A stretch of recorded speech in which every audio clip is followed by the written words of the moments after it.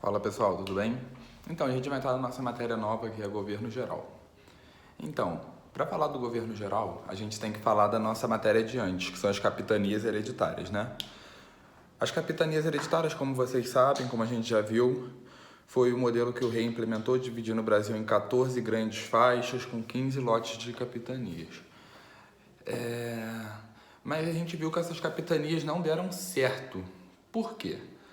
Entre os tantos motivos, teve um que foi que a coroa estava muito longe, então não tinha como resolver os problemas. Então, em 1548, o rei Dom João III resolveu mudar esse sistema, implementando o governo geral.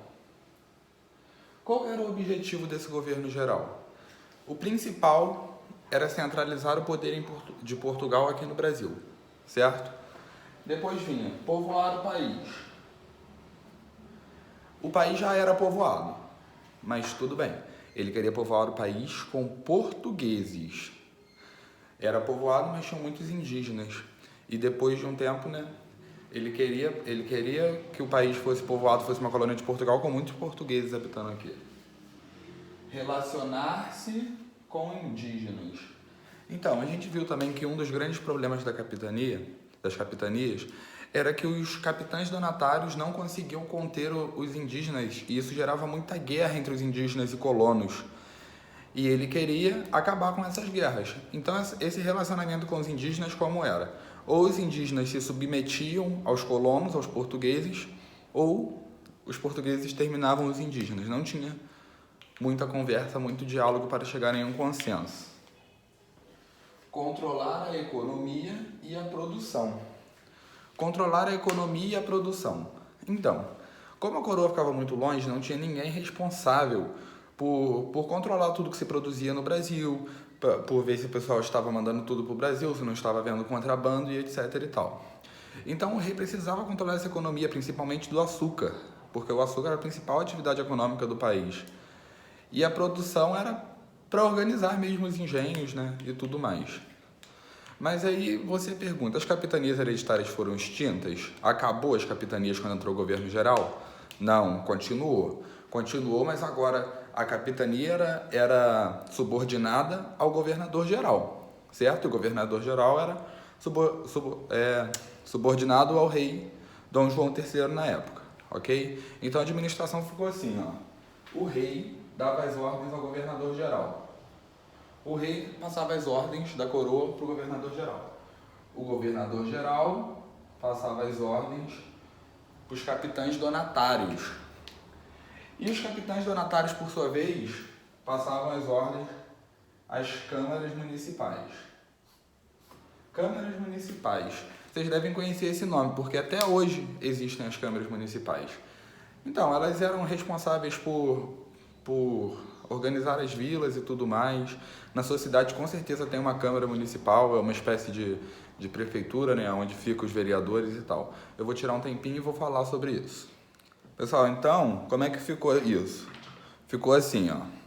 A Câmara Municipal servia para organizar as vilas, certo? As vilas eram como as cidades, né? Por exemplo, existe a prefeitura de Nova Friburgo, a prefeitura de Petrópolis, a prefeitura de Cachoeira de Macacu, a prefeitura do Rio de Janeiro e por aí vai. Então as vilas eram como as cidades. E hoje em dia, nessas prefeituras, existem os vereadores, certo? Mas naquela época não eram vereadores, eram homens bons. Essa Câmara Municipal era formada por 3 ou 4 homens bons. Mas por que vocês acham que eles eram homens bons? Porque eles eram paz e amor? Não é bem assim. Não é isso que faz que justificava esse nome de homens bons para eles na época, né? Eles eram da elite. Ou seja, eles tinham um poder aquisitivo legal. Eles tinham um poder aquisitivo bom. Eles tinham dinheiro. E eles eram puros de sangue. Agora, o que era puros de sangue? Eles eram, vamos lá, portugueses, católicos. Vocês lembram da aula de geografia que a gente estava falando sobre a mistura de sangue que tem no Brasil, que é africano, indígena, europeu, asiático, essa mistura, o mundo todo? Então, eles para serem homens bons, não podiam ter ascendência judaica, árabe, africana e indígena. Eles tinham que ser portugueses, filhos de portugueses, netos de portugueses. Não podia ter ninguém de outro país, ninguém de outra cultura, ninguém de outro sangue misturado ali. Senão eles não eram considerados homens bons. E dentro dessa Câmara, é claro, quem que não formava essa Câmara? Pobres, escravos, indígenas, mulheres. Eles não podiam, né? Agora a gente vai falar do primeiro governador geral, que foi Tomé de Souza. Tomé de Souza assumiu em 1549 e durou até 1553, certo? Vamos lá. Tomé de Souza, ele chegou um ano depois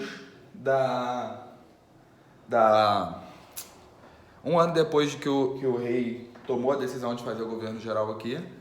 E quando ele desistiu, ele não teve nenhum grande problema, não, quando ele parou de ser o governador geral. Na verdade, ele queria voltar para Portugal, ele era um cara apaixonado por Portugal. Mas vamos lá, quando ele veio para o Brasil para administrar, ele criou 3 funções, que foi Capitão-Mor.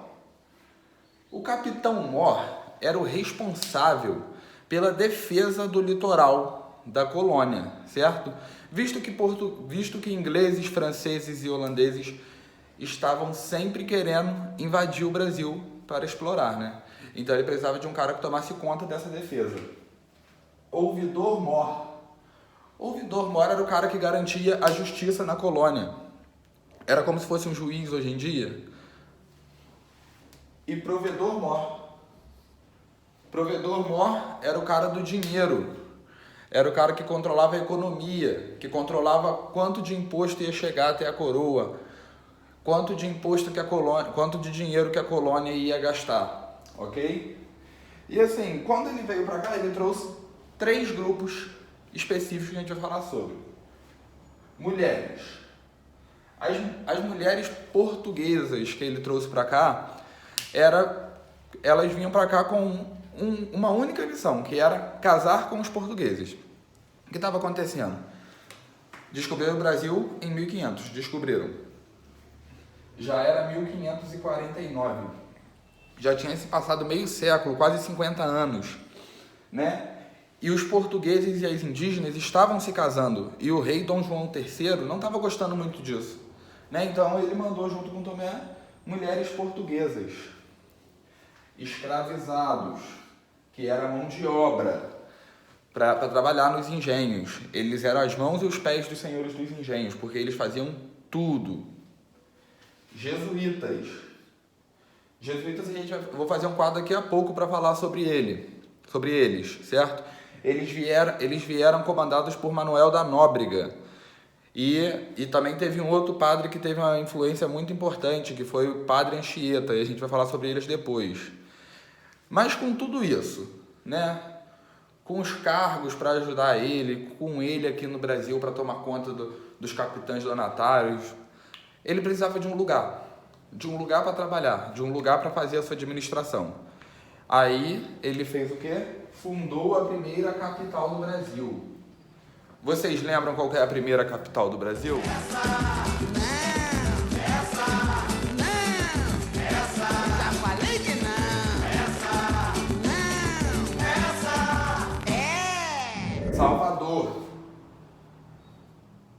Salvador foi a primeira capital do Brasil.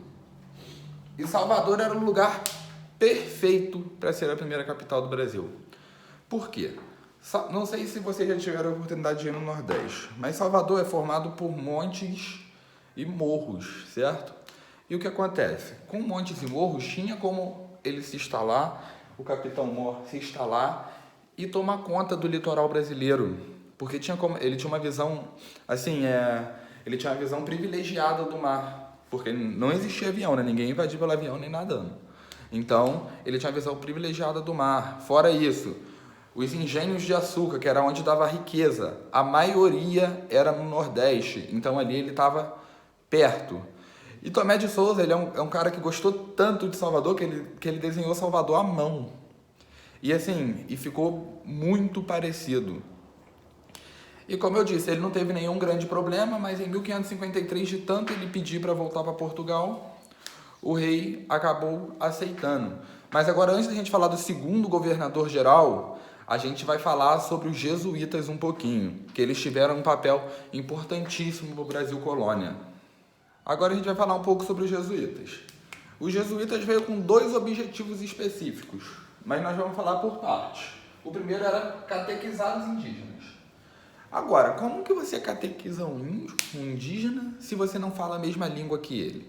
Bom, primeiro, né, através de teatros, porque a linguagem corporal fala muito. A linguagem corporal é muito importante e é muito interessante também nessas situações como que funciona, né? Inclusive quando você vai para um país estrangeiro, às vezes você ou alguém não fala a mesma língua, os gestos, né, ajudam demais.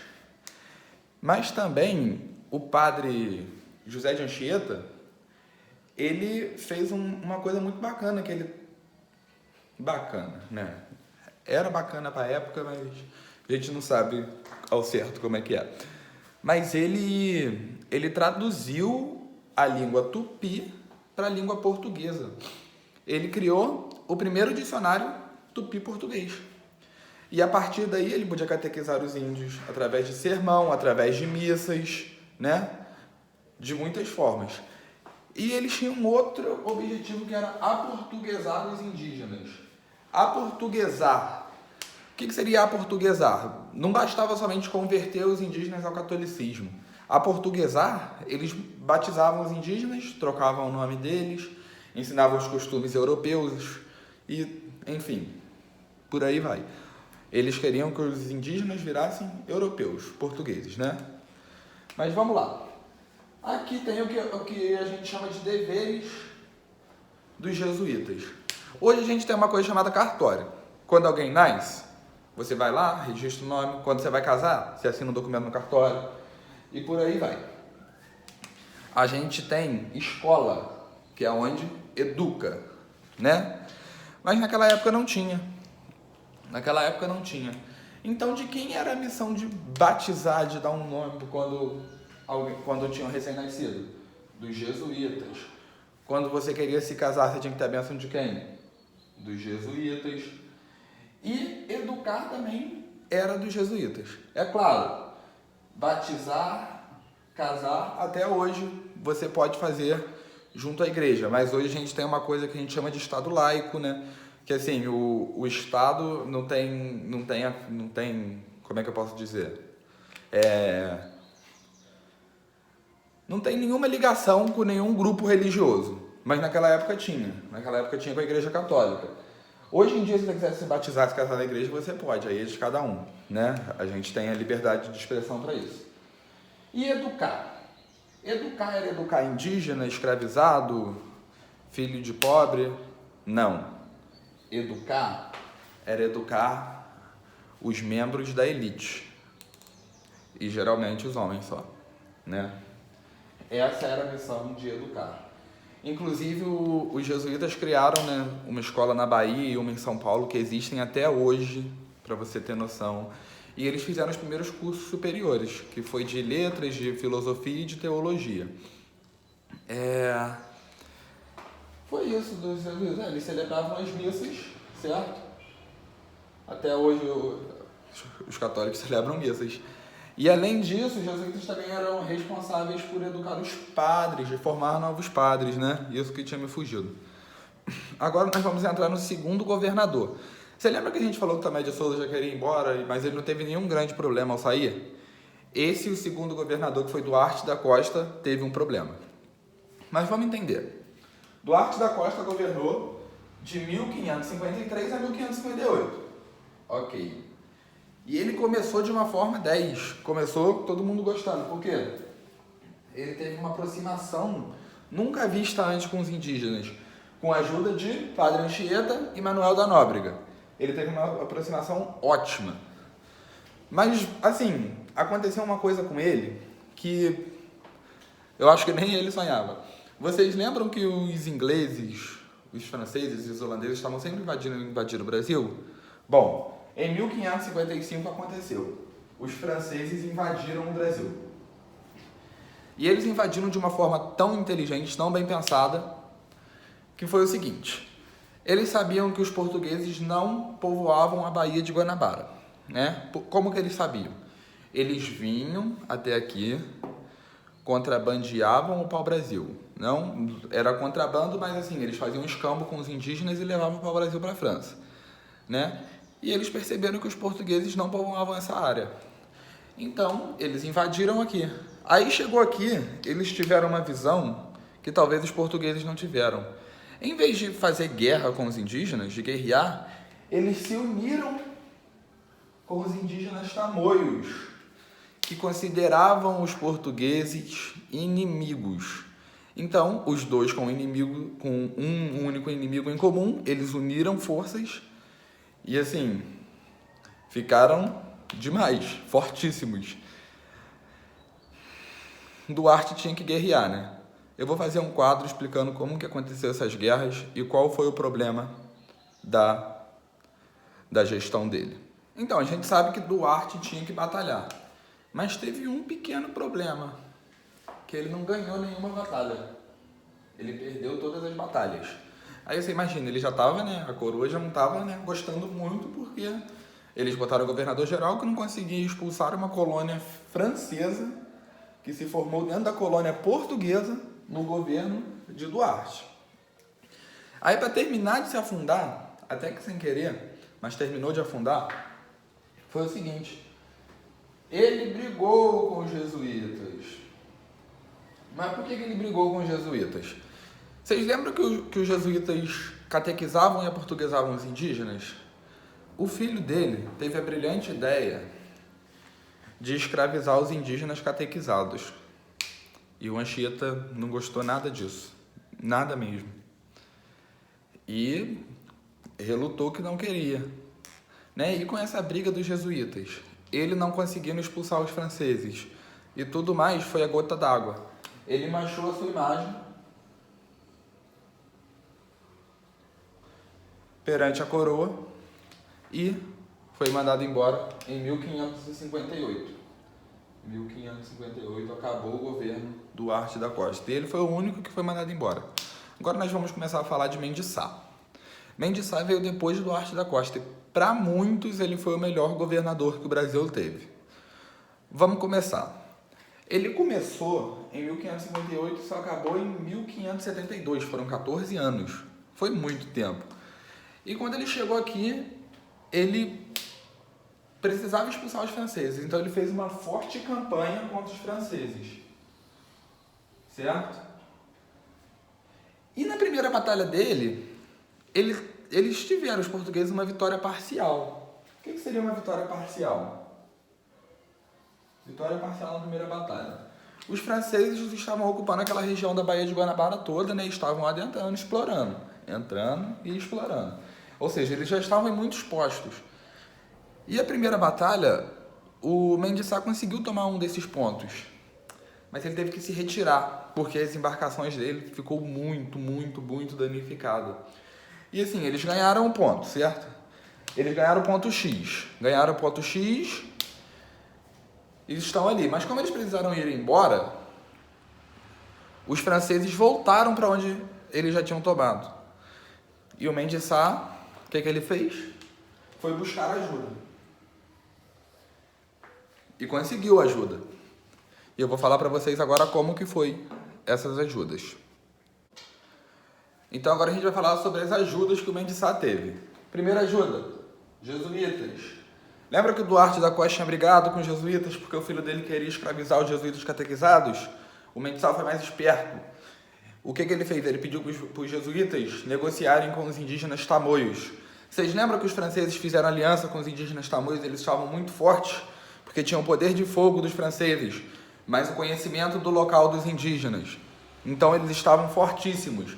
E o que os jesuítas fizeram? Negociaram e quebraram a aliança dos tamoios com os franceses, enfraquecendo os franceses.